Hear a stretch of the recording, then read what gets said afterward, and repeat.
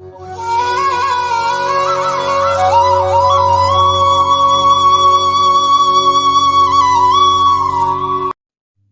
பக்தர்களுக்கு என் அன்பு வணக்கங்கள். ஓம் சாயராம். என் அன்பு குழந்தையே, இப்பிறவியில் நாம் நினைக்கும் ஆனந்த வாழ்க்கை வாழ நமக்கு வழிகாட்ட அறியாமை எனும் இருள் நம்மை விட்டு அகல, ஆன்மீகத்தில் தேர்ச்சி பெற, தன்னை உணர உலக பயணம் செய்ய என எல்லாருக்கும் ஒரு குரு கண்டிப்பாக தேவை. நாம் வாழும் வாழ்விற்கு ஒரு அர்த்தத்தை கொடுப்பவர் நமது குரு. துன்பத்தின் போதும் ஆறுதலாகவும் சூழ்ச்சிகளின் மத்தியில் சுதாகரித்து கொள்ளவும் நம் சத்குருவின் வார்த்தைகள் அத்தியாவசியமான ஒன்றாகிறது. நம் வாழ்வில் இன்று நம் சாயப்பா நம்மை உதறி, நம்மை தவிர்த்து, நம்மை புறக்கணித்து சென்றவர்களை நம்மை தேடி வர செய்யும் சூட்சுமத்தை நமக்கு அருளியுள்ளார். நம் சாயப்பாவின் வார்த்தைகளை மனதில் வாங்கி உள்ளிழுத்து செயல்படுவேன், ஆனால் நம் எதிர்பார்ப்புகள் நிறைவடையும். சாய்பாபாவின் அன்பான அறிவுரைகளை கேட்கலாமா?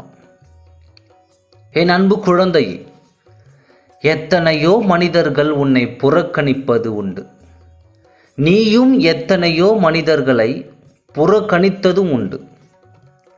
எல்லா புறக்கணிப்புகளுக்கும் வலியை தருவதில்லை. சில மனிதர்களை மனம் கூழாங்கற்களாக நினைக்கிறது.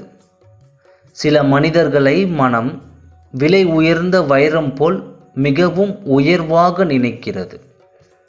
அவர்களின் அன்பிற்கும் அங்கீகாரத்திற்குமாய் இயங்குகிறது. கூழாங்கற்களின் புறக்கணிப்பு வலியை தருவதில்லை, ஆனால் வைரத்தின் புறக்கணிப்பு அதீத வலியை தருகிறது. ஒன்றை மட்டும் புரிந்து கொள், இவையெல்லாம் உன் மனதின் உயர்வு தாழ்வு மனப்பான்மை என்ற குணத்தினால் விளைவது.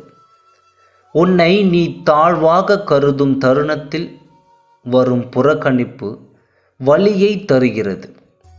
உன்னை நீ உயர்வாக கருதும் தருணத்தில் வரும் புறக்கணிப்பு வலி இல்லாமல் உன்னால் எளிதாக கடந்து செல்ல முடிகிறது. இவை அனைத்தும் உன் மனதின் கற்பனையே. உண்மையில் இயற்கையில் அத்தகைய உயர்வு தாழ்வு எதுவும் இல்லை. ஒருவரை கொண்டாடுவதும் கன நேரத்தில் புறக்கணித்து செல்வதும் சராசரி மனிதனின் இயல்பு. இதை நீ புரிந்து கொண்டால் சிறு சிறு புறக்கணிப்புக்கு மனம் தளர மாட்டாய்.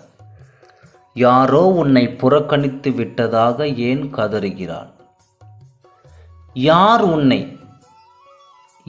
உன்னை புறக்கணித்தால்தான் என்ன? உன் சாயப்பா என் அன்பால் கருணையால் உன்னை அரவணைத்து கொண்டுள்ளேன். உன் மீது எல்லையில்லா கருணை கொண்டிருக்கும் என்னை நீ மறந்து விட்டாயா? முதலில் உன்னை உதறி சென்றவர்களையும் அலட்சியம் செய். அவர்கள் பின்னால் ஓடும் உன் மனதை உன் கட்டுப்பாட்டிற்கு கொண்டு வா. துன்பங்கள், பிரச்சனைகள், மனவலிகள் என்னும் அலைகளோடு அடித்து செல்லாதே. இதோ இந்த நொடி என் கரம் பற்றிக்கொள். உன்னை எல்லாவித மாயைகளிலிருந்தும் நான் காப்பாற்றுவேன். உன் கடமைகளை மகிழ்ச்சியோடு செய்து வா. ஒவ்வொரு சிறிய வெற்றியும் ஒரு ஆசீர்வாதம் என கொள். நீ உன் வாழ்வில் முன்னேற்றம் படியில் ஏற ஏற உன்னை தவிர்த்தவர்கள் எல்லாம் உன்னை நாடி வர செய்கிறேன். உனக்கு மட்டும் சொந்தமான பொருளை மீட்டு அதை உன்னிடமே ஒப்படைப்பேன். பிறர் கைக்கு ஒருபோதும் செல்ல அனுமதிக்க மாட்டேன். நீ இழந்து போனதையும் தொலைத்து விட்டதையும் நான் அறிந்திருக்கின்றேன். என் கண்கள் காணாமல் எதுவும் நடக்காது. இருந்தும் நான் மௌனமாக இருப்பதற்கான காரணம் அவை உனக்கு நன்மை விளைவிக்கும், பிற்காலத்தில் பெரும் பலம் ஓடும், வட்டியோடும் என் ஆசீர்வாதத்தோடும் மீண்டும் உன்னிடமே வந்து சேரும் என்பதை தீர்க்கமாக அறிந்திருப்பதால் தான் யாரையும் பழி வாங்க நினைக்காதே. உன்னை ஏமாற்றியவர்கள்தான் கர்ம வினையை அடைந்தே தீருவார். அத்தகைய சூழ்நிலையில் உன்னை தேடி வருவார். உன் மகிழ்ச்சியும் உன் முன்னேற்றமும் உன் சிறப்பான வாழ்வும் அவர்களை உன்னை தேடி வர வைக்கும். ஆம், இன்று முதல் மகிழ்ச்சியாக வாழ பழகிக்கொள். உன்னை தவிர்த்தவர்களை எண்ணி உன் வாழ்க்கையில் தேங்கிவிடாதே. அடுத்தடுத்த கட்டத்திற்கு முன்னேறிச் செல். உன் சிறந்த முன்னேற்றம் ஒன்றே உன்னை உதறி சென்றவர்களை உன் பக்கம் இழுக்கும். என் அறிவுரையை கேட்டு நீ முன்னேறுவாய். ஆனால் நீ வேண்டாம் என்று தவித்தவர்கள் நீதான் வேண்டும் என்று தவிப்பார்கள். காத்திருந்து பார், எல்லாம் நடக்கும். காத்திருந்து பார், எல்லாம் நடக்கும். கண்களை துடைத்து கொண்டு கடமையை செய்ய துவங்கு. காலம் கனியும். உன் காத்திருப்புக்கு பல மடங்கு பலன் உன் கைமேல் கிடைக்கும். ஓம் சாய்ராம்.